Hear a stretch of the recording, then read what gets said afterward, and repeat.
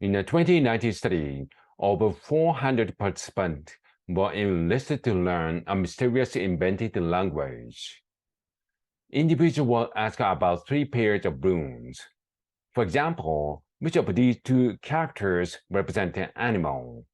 Then, after a brief break, they were asked about the same rune pairs, with question flipped, as in, which of these 2 runes represent a non-living object? But this game had a secret. The specific answers in round 1 determined the rune's meaning in round 2. In the first round, participants either had all their answers marked as correct no matter what, or they were forced to fail every question. This meant that at break, every participant had the same amount of information. In round 2, they were playing for real. But despite this even playing field, the successful participants from round 1 rose to the top of the ranks, while those cast of failures kept, well, failing.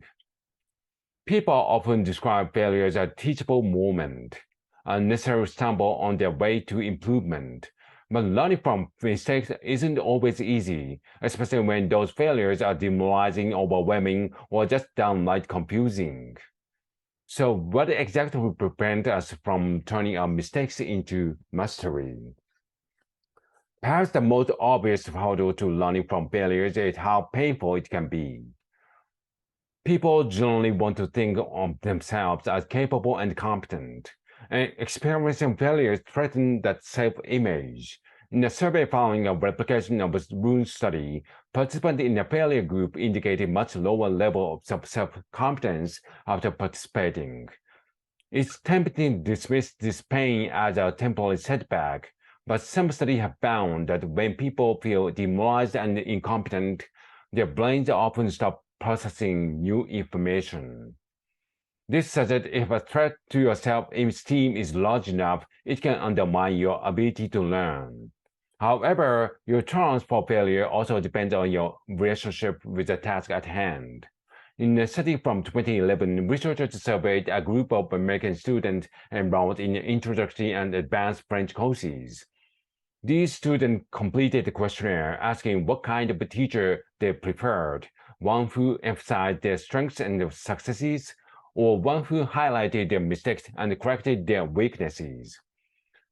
In general, responses showed that while beginner students sought positive reinforcement, advanced students were more eager for critical feedback. Researchers have theorized a handful explanation for these results. Having just started out, beginners are still determining if they enjoy learning French if they want to continue studying, so they might crave praise as a way to stay motivated. On the other hand, the advanced students are already invested, so they may want to improve their skills as efficiently as possible. The process of gaining expertise also comes with its fair share of failure, so the advanced student may have built a higher chance for making mistakes. But whether you are an expert or novice, it's usually much more straightforward to learn from your successes than your failures. For example, imagine getting a grade back on the exam.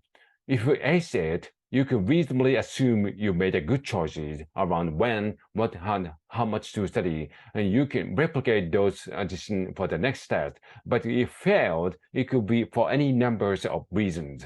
Maybe you didn't study enough, maybe you studied the wrong information, or maybe you did everything right and the test covered things you shouldn't have ever expected to know. In cases like this, it's unclear exactly what went wrong, making it difficult to learn how to improve. Wanting to learn from my failures is completely natural, and there's a lot gained by being resilient and cultivating a growth mindset.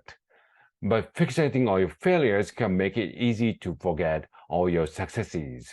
And building on what you're doing right can be more effective than focusing on what you did wrong.